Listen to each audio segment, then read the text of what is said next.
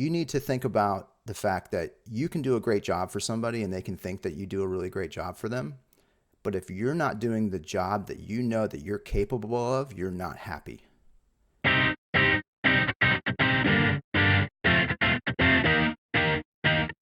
Welcome to 33 Tangents, a roundtable discussion covering a wide variety of topics from digital analytics to working remotely to current happenings in business and technology.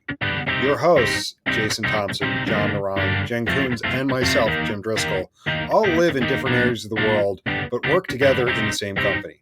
Our regular day-to-day conversations often go off in various directions, and the goal of this podcast is to share our ideas and find new ways to engage with others.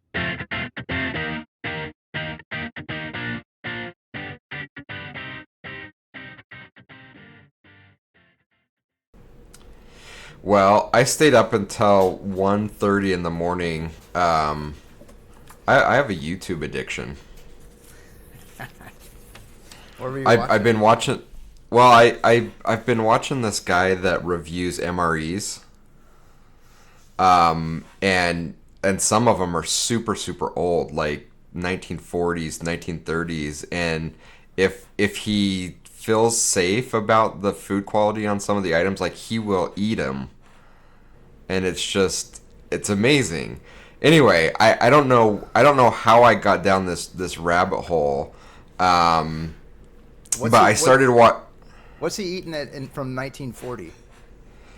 A lot of it was, so he was eating World War One, World War Two rations, and a lot of it was just kind of like canned beans, just stews, crackers, processed cheese spreads. Yeah, I'll have to send you some of the videos. He's really like soothing to listen to. I think that's part of it. But then I ended up going down this rabbit hole, and there's this like 6'5" black guy in Ohio that I lost track of how many languages he speaks, like near fluent. And he'll just go into like a public market or a restaurant and start talking Cantonese or Mandarin or different African dialects, or Spanish, and he just bounces from language to language. And I'm like, I watched two or three of them. I'm like, okay, I'm gonna watch one more, and then I'm gonna go to bed. Then go to bed. And then it was like 1:30, and I'm like, I gotta go to bed. Why am I still watching this? So anyway, I was up too late, and then Jim apparently was up at like 3 in the morning to fly home from Boston. So Yeah. This should be an interesting recording session. It is, because I'm loaded up on caffeine because it's been a crazy 24 hours. So, for me, Boston is a 45-minute flight. Assuming the plane takes off and everything. So I was planning to go up yesterday to visit a client, just spend the day. 7:30 a.m. flight up, 7:30 p.m. flight back. And getting up there was a little bit of a comedy of errors. Just every little thing that could delay the flight delayed the flight. So I got to the office a little late, but we were able to make up for time and have a good day. And we were joking around about last year how I did the same thing, went up for the day, and my flight got canceled due to incoming bad weather. And so I'm stranded with the clothes I'm wearing and a backpack trying to find a hotel room and get booked on a flight for the next day. So we were joking about that for a bit. So I leave the office. I'm walking out the office door at about 5:15, and I get the text message, "Your flight's been canceled. We're going to rebook you as soon as we can." And I'm like, oh, here we go. So I was flying on American. I quick jumped into the app and booked the first flight out this morning, which was 5:15. So booked man. that. I'd already called my Uber, so my Uber to take me to the airport was on the way.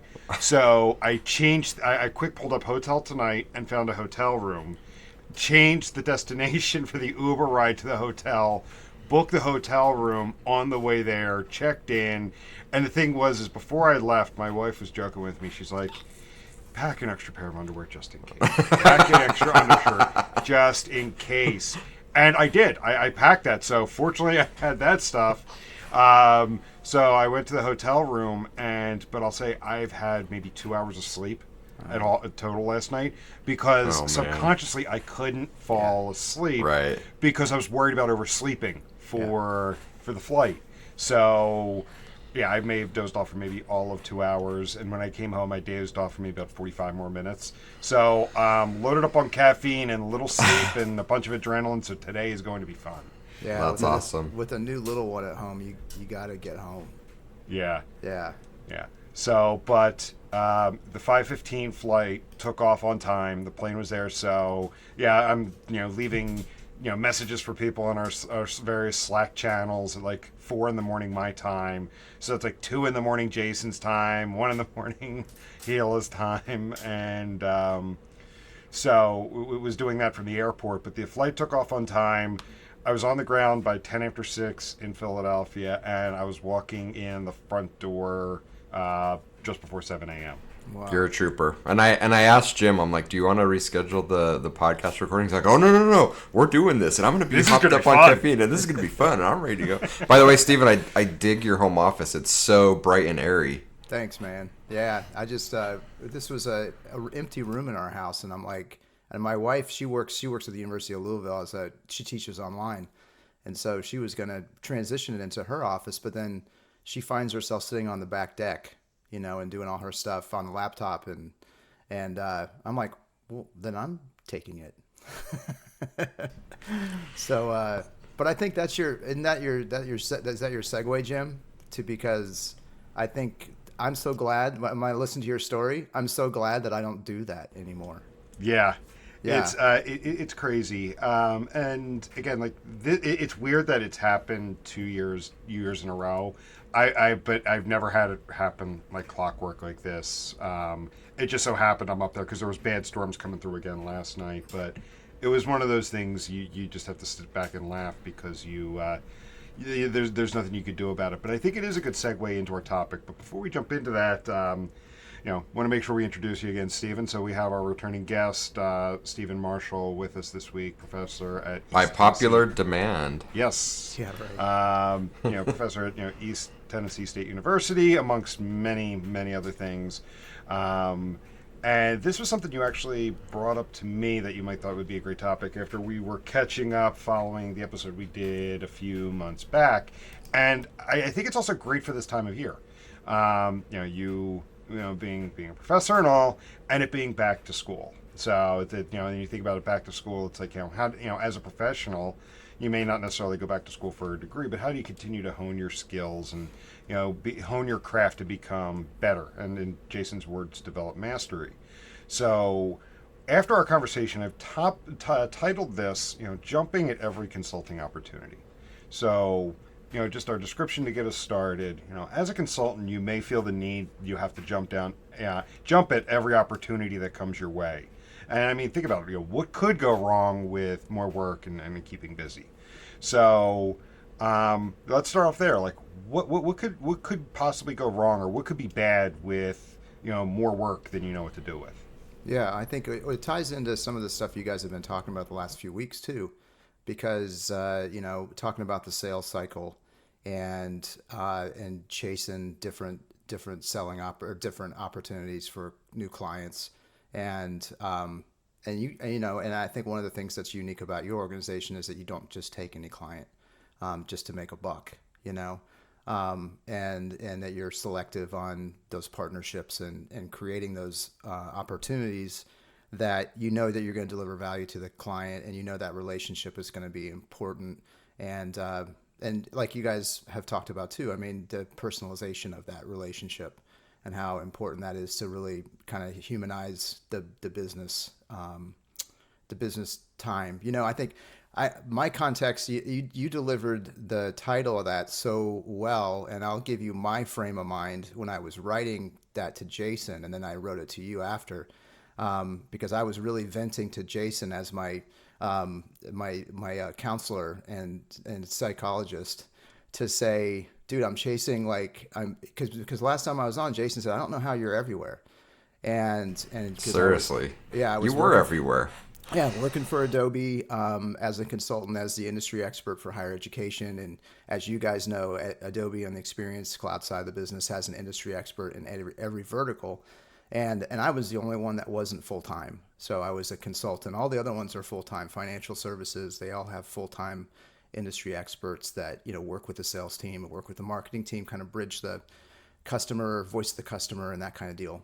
And then also the stuff with Siren Marine and the CMO gig, and I was managing a team there. And then I'm a department chair, and then I've got a great department that is growing, the fastest growing graduate program at our university that's focused on brand and media strategy and really bringing that experiential immersion and interdisciplinary education to graduate education. And we're transitioning that into undergrad, and I'm excited about some of the nonprofit stuff we're doing this year. But my point was that I was like in a very mentally dark moment when I was writing to Jason, because I was so frustrated with myself, and that because on the other side of all that consulting are dollars, right? And then the other thing that is a driver, it's more of a driver, honestly, for me than dollars, is just being relevant. And being an educator that's relevant. And so I feel like if I say no, then I'm going to miss an opportunity to learn on top of it, and a lot of what I get to do is honestly get paid to learn, because I have an expertise, but as we all know, you develop an expertise. And one thing you realize as you develop your expertise is what you recognize what you don't know. And you're comfortable with what you don't know, and you go out and start to try to know it. And so I would be in these situations where I'm helping a sales team pitch, or I'm doing a part of the presentation, and then there's questions that are asked, and I'm like, I'm taking notes, and then I'm going home and I'm doing homework, going, okay, I don't really know what this is, but I'm going to learn about it. And then I reflect on it and go, geez, if I stop doing that, then I won't be in those situations anymore, and I won't have the opportunity to be somewhere where I'm going to learn something that I didn't realize would be presented to me, and I got paid for it, and I mean, it's not like I don't want to paint the picture like I'm getting just paid to learn. I mean, obviously, I deliver value, but so that's kind of the situation I was in when I was like, desperately, texting to or LinkedIn messaging to Jason saying, what should I do here, man? Because you guys kind of have a handle on this, and and how do you go about this? And then the other side of it is, my wife reminded me of a quote that I was talking to her on our walk this morning, which we started doing again because I'm not selling my body out here, and she said, no, I don't pull it up here because it's pretty profound. And, no amount of money ever has bought a second of time. And, that was said by Howard Stark, who is Tony Stark's father, who is Iron Man. You're talking Jim's language. Yes, sir. But anyway, we were watching the end game the other night, which took us like 3 nights because it's so crazy long. Sorry, Jim. But anyway, but anyway, I heard that quote, and she goes, "That's your quote. Like you need to like live by that, because we have these discussions about, what you don't know where your time is going to end, and we all have, what's important, right? So it's getting to a center point of being satisfied with what's great.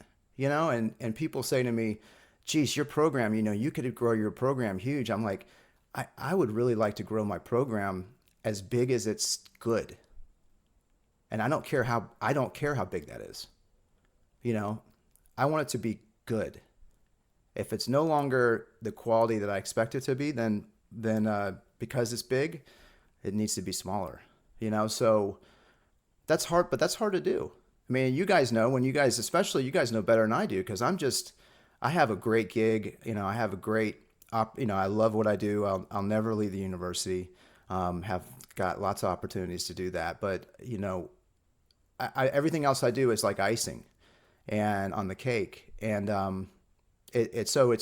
but at the same time, when you have somebody really cool that wants you to do something, and there's those two things that I balance, like I said, learning and money, it's hard to say no.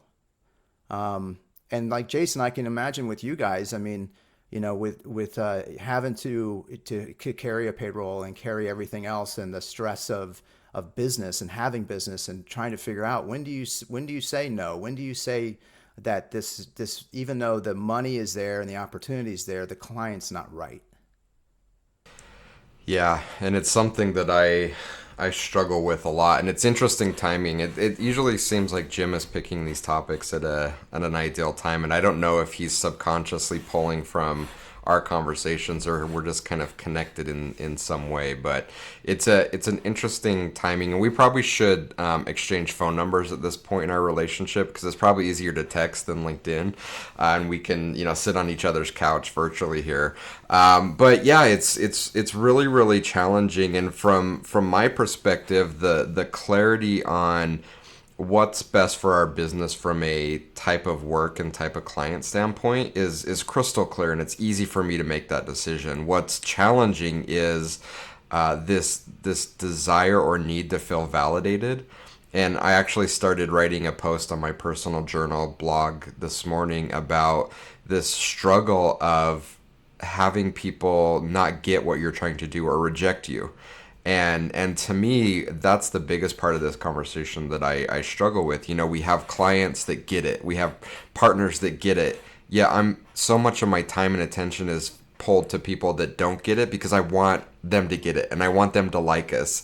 And it's just so counterintuitive because I know from past experience with 33.6 and just work in general and life in general that if I pour my energy into the people that get it, and that's not to say I'm being lazy and not trying to expand and go after new things, but pouring the bulk of my energy into people that already get it, it tends to generate its own kind of mass and direction. And things end up well, but I find myself being pulled to like the one prospect that just like, I don't get you guys. I'm like, well, I'm gonna make you get me, and I have all these other people like, but we already love you. We're telling you we're right here, and you're ignoring us. I'm like, yeah, I got it. I see you, but this guy, I need to convince him. So it's a struggle. But again, from a business perspective, it's odd because it's crystal clear in my head when it's like this client isn't good for us. I can make that quick decision, but from a personal standpoint, it's a real struggle.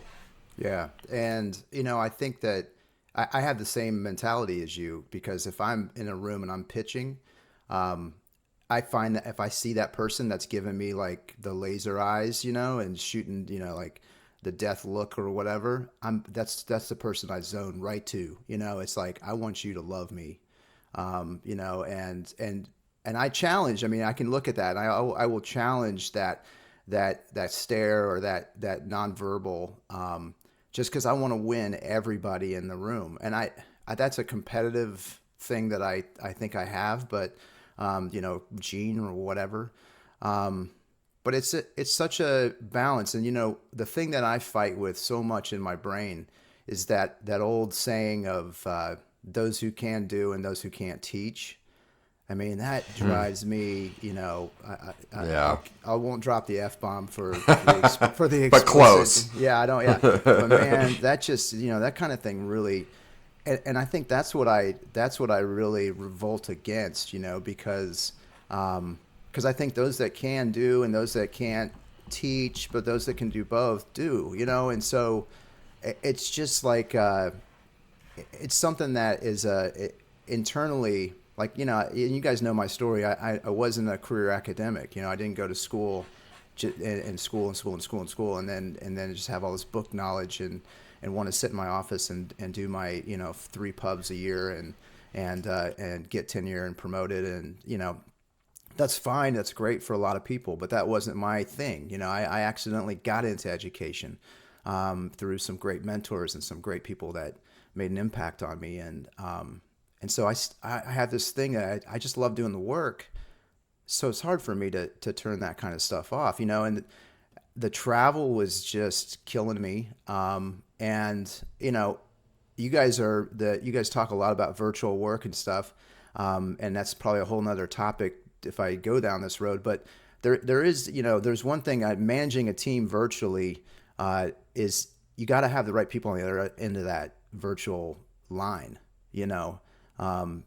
because that it's so hard to do that if you don't have the right people to be able to operate in that kind of a manner. And I think that's a maturity kind of thing, possibly, but it also might just be drive. I don't really know. Too much though.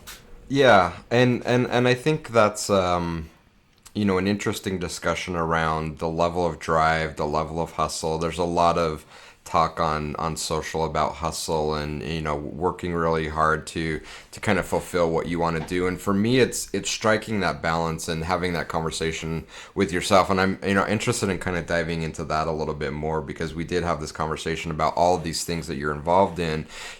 What it's like to have that conversation with yourself as far as where do I need to be content, but not hold myself back from what I can do. I think it's a really fragile balance that we all play. And for me, so when I first set up my Twitter profile, geez, I don't know, 2007 or 8, I don't know, a long time ago, I chose this tagline to put on my profile of nothing lacking. It's my favorite chapter from the Tao Te Ching. Chapter 44, the last part of it talks about, or I'll just read it. Be content with what you have, rejoice in the way things are. When you realize there is nothing lacking, the whole world belongs to you. And I've always taken that as kind of my mantra and how I face things, but I've also been challenged to say, well, aren't you just being lazy? Like, you have so much more you can give. Why are you saying it's okay just the way things are? And I don't choose to look at it that way. I choose to look at it as I'm very much driven. I want to do a lot of things, but it's important for me at the end of the day to say, okay, I put all these things out there. This is the way things are, and I need to be content with it rather than trying to fight against this current. And so, I'd be really interested in diving into that conversation you had with yourself, with your wife, as far as like, what does that look like? What is that balance of saying, I know there's a lot in Steven that I can do. Like there's a ton that I can do for the world. But I also know I have to be content because I can burn myself out. I'm not going to reach that potential. How do you figure out what that balance is for yourself? Yeah, I mean, I would love to say I have that figured out. I don't. But I think that basically I came to a head where it was in early May that I think I think our FedEx guy's here. I'm sorry. So Part of the beauty of our podcast. Yeah, hopefully the boss will get We're that. doing it live.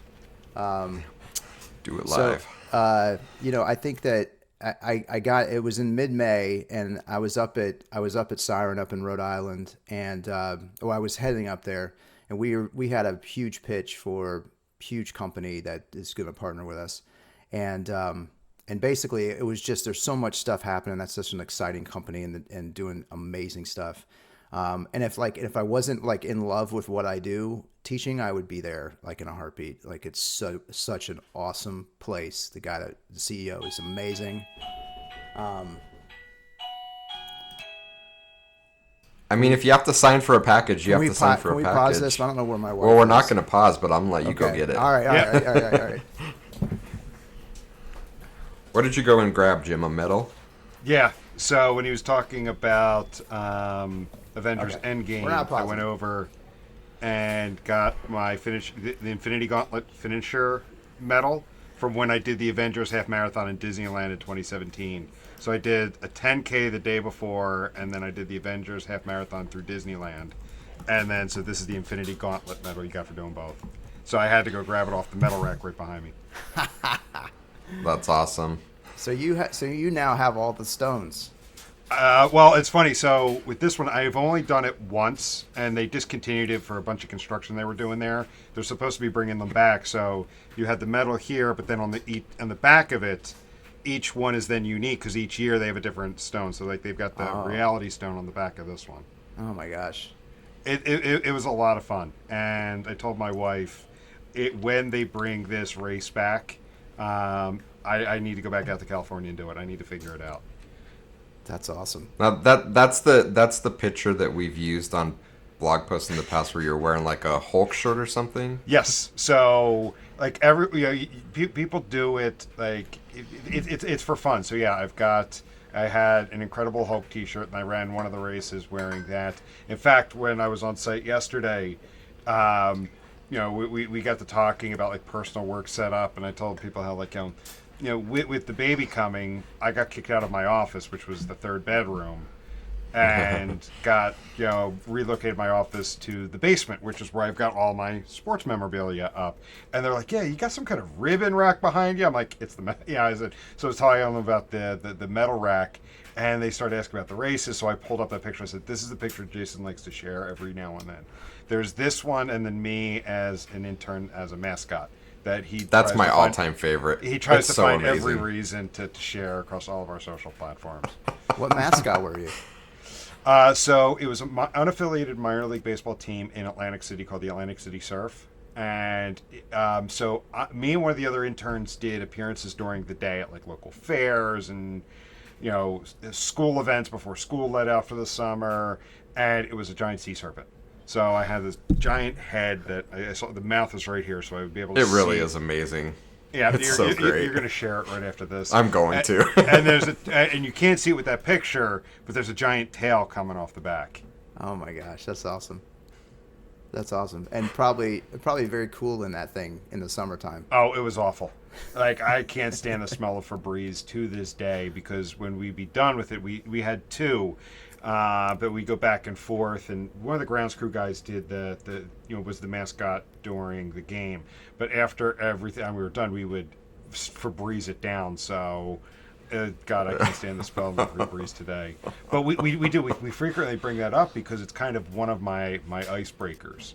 Is telling people how like I went to do a summer internship because at the time I was looking to get into professional sport management, and just working there I just realized this wasn't for me. It was just like because for two things, because it's one thing to be passionate about what you do, but sometimes you want to be careful about working within your passions because then it takes some of the fun out of it. Mm-hmm. Plus, I also started to realize like I was working when everybody else was off because I was front office staff during the day and then I was game day staff at night. I don't know if you What's guys have that? read that. No. No, I haven't read that one. So good all- they can't ignore you? Yeah, I was going to talk about that because you talked about passion and basically what Newport's thesis in the whole thing is that you should never follow your passion. You should find yourself. I mean, if you can match your passion with what or something you're passionate about with what you get to do, then that's really great. But what you really should focus on is something that you're good at and get really good at it. And this has been a game changer for me, and this is something that I continuously reread. And then this kind of transformation back to where I am now or what I'm trying to do, it's been a guide for me because it really says, say no to the promotion. Don't take the promotion. You guys talked about, managers and and just because you're a great person, a great tactical person or something doesn't mean you're going to be a great manager, and so the promotion may not help you grow in a space, and I think that's where, going back to your question before FedEx came, Jason, I think that's what I just try to figure out is like, okay, where am I not growing? And where can I also be like completely present in life, for my family and my son and this amazing, job I'm blessed to do at East Tennessee State University. And I live in such a beautiful place, similar to, your passion, I think, about Utah and stuff, Jason. I mean, so it's just, there's great hiking and there's great outdoor stuff here. And why am I jumping on a plane every other week, and the romance, as Jim, you were talking about the rigor of what you just went through. And when people find out that I did all this travel, it must be so awesome. It's not. No, it sucks. It's like I tell people, like, platinum member of Delta is not a club you want to be a member of. Yeah. The company I worked for before I joined 33 Sticks, I was traveling at sometimes 3 out of 4 weeks a month, and that could be just I leave on a Tuesday night and I'm back, midday Thursday. It could be I'm taking the train to New York. Now, I mean, it's a quick train ride to New York, but I've got 2 days worth of meetings, so I'm still taking the train to New York on a Monday morning, and I'm getting back Wednesday afternoon, and yeah, I believe me, I get you. That gets old now. I mean, fortunately, I don't travel nearly that much, so when things happen like they did last night, I can laugh it off. Because I could sit there and be angry at something I can't control, or I can laugh it off, have a funny story, and have an experience where you're going to the airport at 3:30 in the morning. Yeah. But It's- no, I, it's- So I how- get you. It's So not. how do we? Oh, go ahead. No, go ahead. Go ahead. No, I was gonna go down a different path. So No, yeah, it's all good. I'm wondering how we start to change the narrative a little bit, because weren't we all brought up to believe that there is this hustle that we have to be involved in, that it is putting in this hard work and traveling and working long hours, but it'll be rewarded because we're going to make manager, and then we're going to get this great corner office with all these benefits, and like that's what we were brought up to believe is the path we should follow. And I think the longer that we've been in the working world, I think the majority of us start to change that belief, and we start to reprioritize what's important in life. And a lot of those things that we were told were important really didn't end up being important. Whether we achieved them or not, we kind of got there and it's like, you know what, the top of the mountain really isn't as amazing as we thought it was going to be. It was, the journey along the way, and those things that we missed are really the things that I wish I had back. Mm-hmm. And when you say that, you kind of reminded me of something that happened on Twitter maybe 2 weeks ago. You had someone in the VC world talking. It was Twitter or LinkedIn. I can't remember which. Maybe it was across both. The whole conversation of, if you want to be successful, you have to go to the big city. You can't be in a small town. Because you saw my LinkedIn post where I reposted it and I said this isn't it. Yeah. Yeah. No, that's where it was. So, but you make me think of that because like I remember when I was fresh out of my career and you saw these people jet setting and they're off for another trip, and now that I'm 20 some years into my career, I'm like, no, I don't want any of that. I want to live in the small town where it's a slower pace, so you can actually just enjoy life. Because I mean, for me, next year I'm hitting a milestone birthday, and I'm looking back, I'm like, holy shit, where'd the last 20 years go? I mean, I could still remember it almost being like me graduating college. It's like, all right, let's get out there into the working world and let's go. I think the hustle is like you gotta have the hustle. I mean, there's got to be a point in your life that you have the hustle. I mean, I don't know how you get there. I don't know how you get to. I mean, I think maybe that's just the journey that we're mapping here. It's like, you gotta have the hustle to realize what is not part of the hustle, I guess. And I guess that's where I'm at right now, where I'm going. I mean, if I could go backwards, for the last 4 years that I've been doing just, up at 5:30 in the morning, just because I naturally get up at that time, but up at 5:30, checking email, doing work, going into every day the office and running a sprint, basically like not really being as present in the personal relationships with my colleagues that I really feel like I could have been, right? And that's what I've reflected on through that hustle. And then, taking calls and different things during that same day and checking like 4 or 5 different email addresses, where it might, and going through it sounds petty, but going through the frustration of like my Adobe email resetting every like 3 weeks and having to go to the help desk and like just like that kind of stuff, as great as it was just like those kinds of little tiny pieces just kind of poke at you, and then coming home and then being present, at my house for a couple hours, my son gets to bed, and then I'm back working again, And don't make any just. I mean, I love everything that I was doing. You know, I'm curious. I'm driven. I like it. It doesn't feel like work most of the time, but you know, when you get on the road and all those kinds of things, it starts to really feel like work. And then just I wouldn't be talking to you guys if I didn't do that. You know what I Right. mean? Like Yeah. that journey, like the journey led me here, and to Monday morning quarterback it and say, "Geez, I shouldn't have been doing that. I can't. There's no way. I wouldn't Right. know. I wouldn't know you guys if I hadn't been doing that hustle." So So it sounds like what you're saying is it's a rite of passage. It's kind of experience that we have to go through to get to a point where you actually appreciate having a greater sense of balance in your life. that's a good way to think of it. I think that's profound, dude. Oh, I don't know about that, but you said it. I just read it back to you. So I'm interested.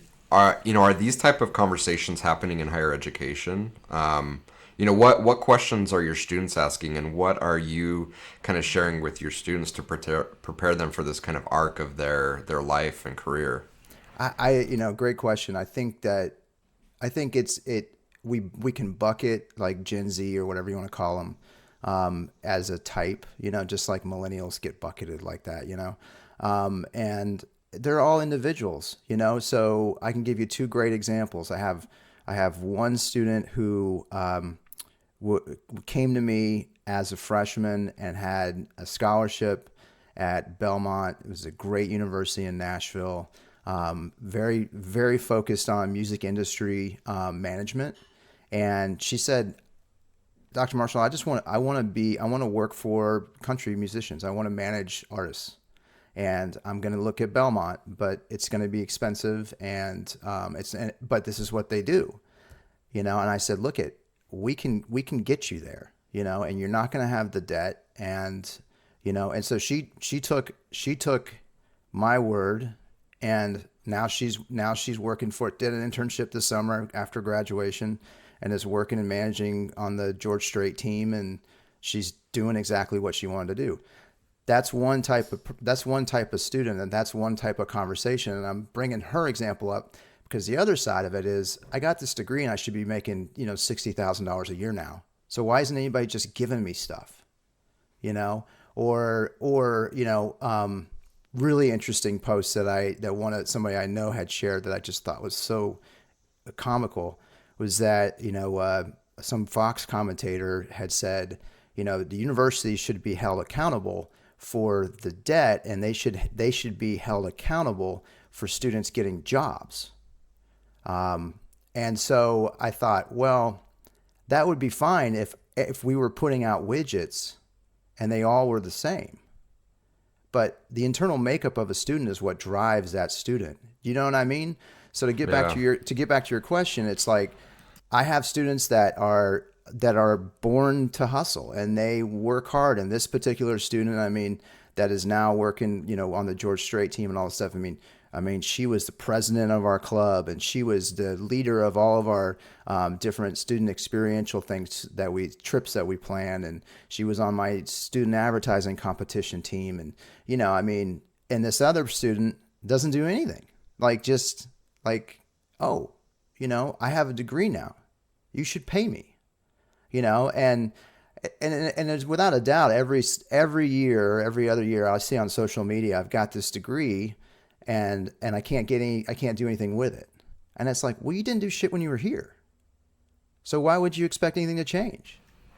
Right? Because getting the degree anymore isn't the rite of passage. They're getting what you put into the work, and that's how our whole program is designed, is that, you know, putting students in a space to do the work while they're learning and being able to fail and all those kinds of things in a structured environment.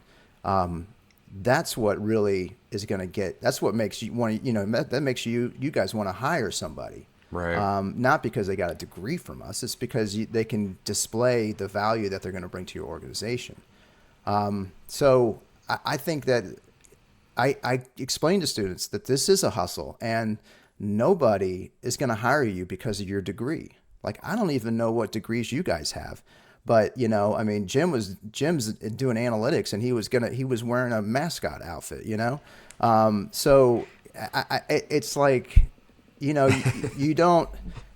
But clearly, the reason that you're sitting here, Jim, is because of the fact that you're a driven guy, and you're a curious guy, and I think those are things that, I mean, my thesis on that is that I think a little bit of that's teachable, but I think a lot of that's wired. And being able to, I mean, I'm sure there's a whole psychology thread of it that I'm not aware of, that I'm probably bastardizing right now. But So you bring up a really interesting point, because I think we went down this path of kind of hustle, and it sounds like it's less to do with hustling and working hard and putting yourself out there, and more to do with focus. Again, we kind of started this conversation around chasing every opportunity, and I think that this conversation has morphed into it's less about just putting yourself out there and more about the focus. It's still, you have to work hard, still there's the drive, still there has to be that hustle, but you don't have to chase everything. It's more important to figure out where you want to put your focus, and then really hustle and drive within that kind of area of focus. If I'm kind of hearing what you're putting out there. well, this is why you're my psychologist, because I think this gets right back to this thing, which is that, it's so good they can't ignore you. I mean, I'm not pitching his book, but it's great. But I mean, you can pitch it if it's a great book. I bought it while we were talking. So it's now there you go. Your word has much weight. Yes, I have a copy. I have a copy on the way. It's so good, because it's really saying that exact thing, focus. And I think that's where, I was talking about, going and traveling. I was up at Siren Marine, and we had this great pitch, and the work there is just exponentially growing. And so the senior management, that I was part of, and still am advisory board member of what's going on there, but said, geez, how about coming up here every other week, Tuesday, Wednesday, Thursday, instead of once a month. We really need you up here. And they're right. I mean, there's in that organization, as a startup, there's so much stuff happening, and it's B2B, it's B2C, it's OEM. There's just a whole bunch of fleets. There's all these things that are happening, and happening really fast. And it's being in that culture and being in that space. And I was exactly coming in thinking the opposite. I got to get back to focus, and I can't do my uncle's a brilliant guy who's a former professor, a finance professor at Washington University in St. Louis, and he said to me, I was talking about this, and he said, you need to think about the fact that you can do a great job for somebody, and they can think that you do a really great job for them. But if you're not doing the job that you know that you're capable of, you're not happy. Absolutely. And I think that was like something that really resonated with me very strongly, because that's exactly how I felt. Like, they're so happy with me there. They love it. They love what I'm doing. They love my energy. They love what I'm bringing to the table. I feel like I can't keep up with what's going on. I feel like I'm not managing my team as well as somebody should be. And I got all these other things, I again tried to focus just on Siren and ETSU, but I couldn't do it, and I had to come to the realization that I'm not satisfying myself, even though I'm satisfying them. And I also don't feel right collecting the paycheck that they were giving me, internally knowing that. And that sounds crazy, but that was me, and they're happy with me, and they're happy with what I'm doing.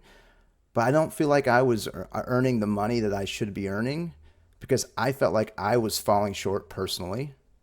Does that sound weird? I don't know. It doesn't. In fact, I was having a conversation with one of our clients the other day, and I said, I'm seriously thinking about allowing you guys to opt out of our contract. And they said, why? And I said, because I don't feel like we're giving you the level of work, the level of value that you purchased. And they're like, what are you talking about? No, it's really good. I'm like, but it doesn't live up to my expectation, and it eats me up every week to think Absolutely. about it. Yeah. What you're talking about is integrity. Personal integrity. Yeah. There you go. Yeah. And I So I think get it. that's super, I mean, that's another internal, but again, like if I'm just chasing Benjamins, then I just keep doing what I'm doing. And, But when that's your goal, like you never get there. And I think that that's the hard part is that with this mentality that we were brought up with, that you get into a job, you become a manager, you become a VP, you get this, you get this, you get this. There's nothing that you can ever celebrate, because once you get somewhere, there's something else further out from you. And not to say it's not important to have goals and stretch yourself, but there's this feeling where you have to have some kind of, again, I'm going to go back to the word content with the way things are. I'm content with where I'm at today, and not constantly chasing some future goal that may be completely unattainable. And again, I worry sharing that, because I don't want it to come off wrong, that it's like, it's like, oh, you're lazy, you're not invested. That's not it at all. It's just a completely different paradigm of being able to find that balance, and just be content with yourself.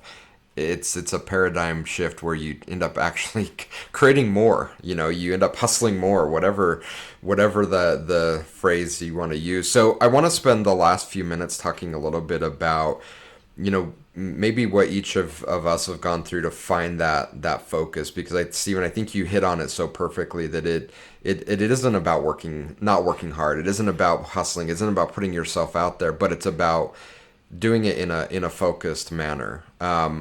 How do we go through that exercise? Because I think we started out this conversation with a little bit of we all have the FOMO.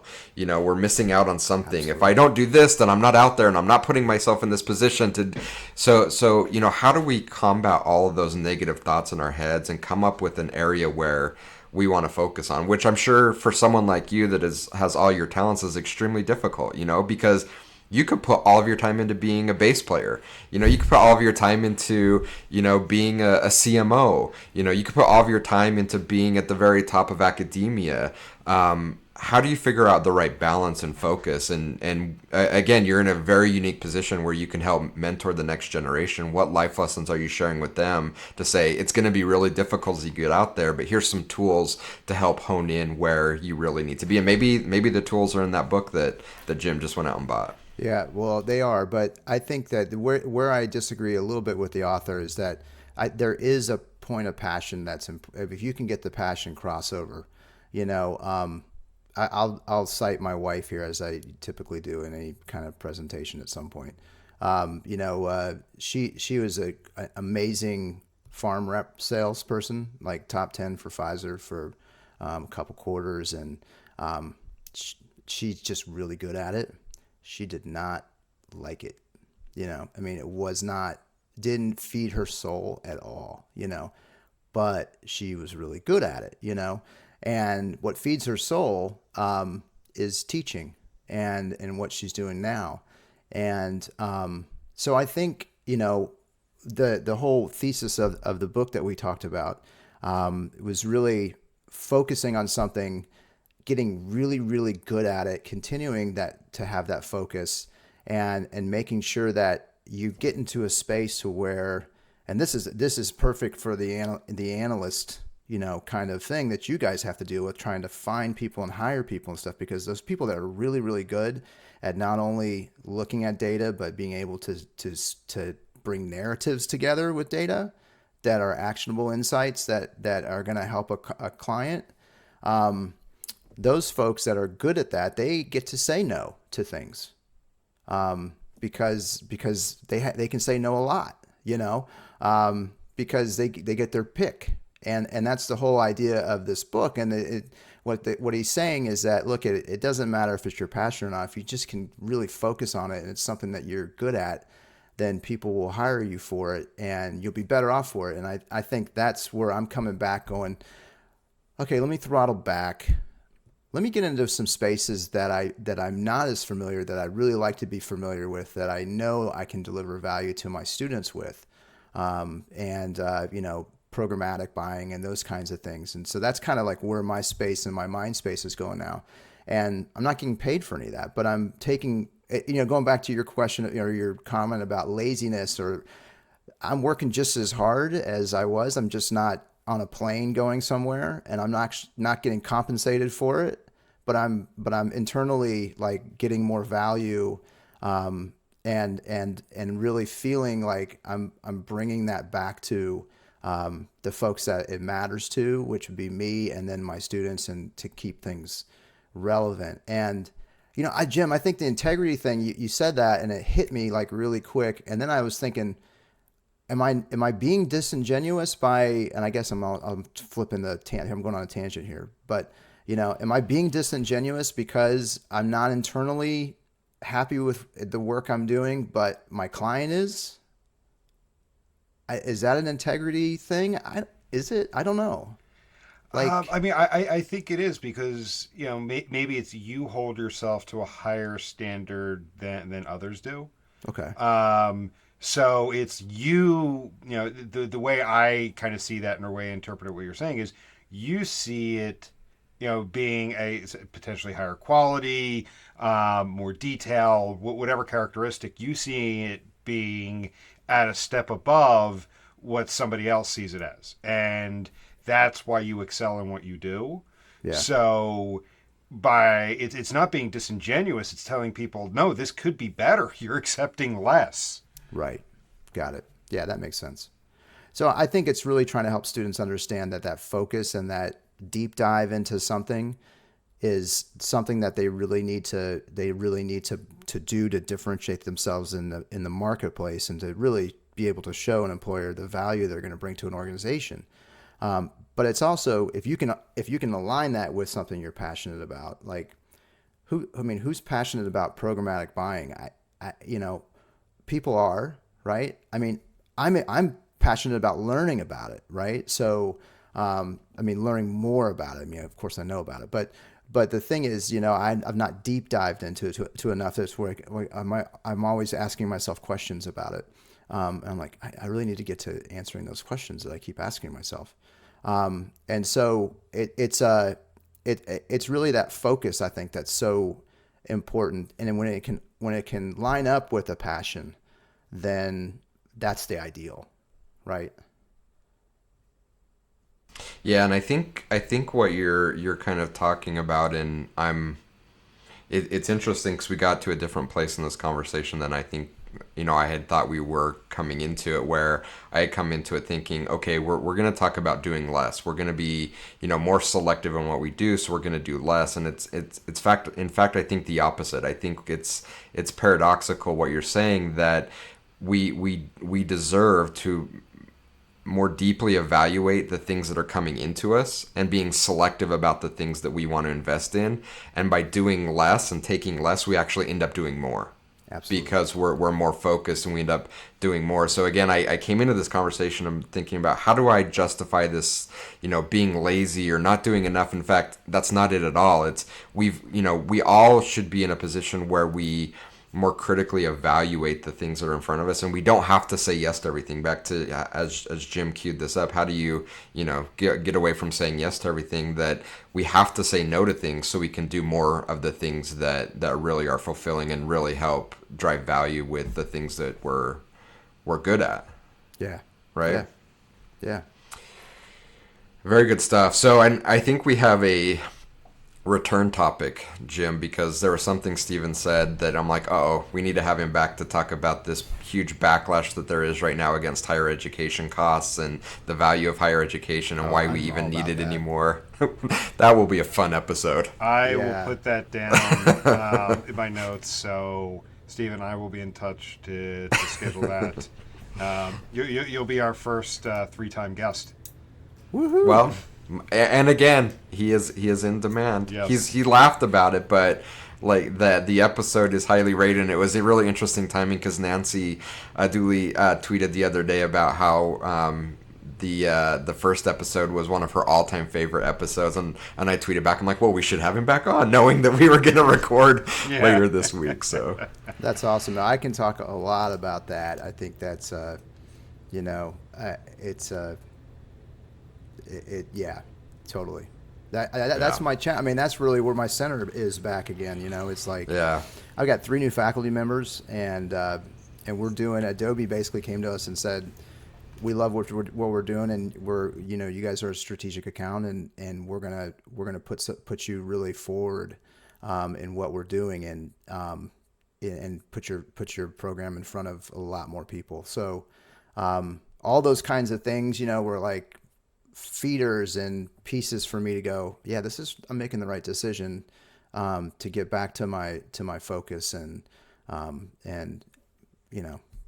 what we're doing now, which is pretty exciting stuff. Yeah, that would be awesome. Well, this has been a fantastic conversation, and again, I don't want to still the key takeaway or wrap up, but for me personally, I walked away with this kind of changing my mindset that really the important lesson from this conversation is not about doing less, but about doing more with being more selective, taking on less things so that we can do more, and that's okay. And we all have that right to be selective and really think critically about the things we're going to say yes to. And those things we say yes to, we're going to put our all into it and really hustle to create the value we can create in those areas. So, yeah, and there's no avoiding the hustle at some point. Yeah. Awesome. Thanks, Cool. guys. Well, Stephen, appreciate the time. As Good always. therapy session. Yeah. No, definitely. So appreciate the time. This has been a lot of fun, and I'll catch you both later. Okay. Much love, fellas. Thanks, See you. Thank you.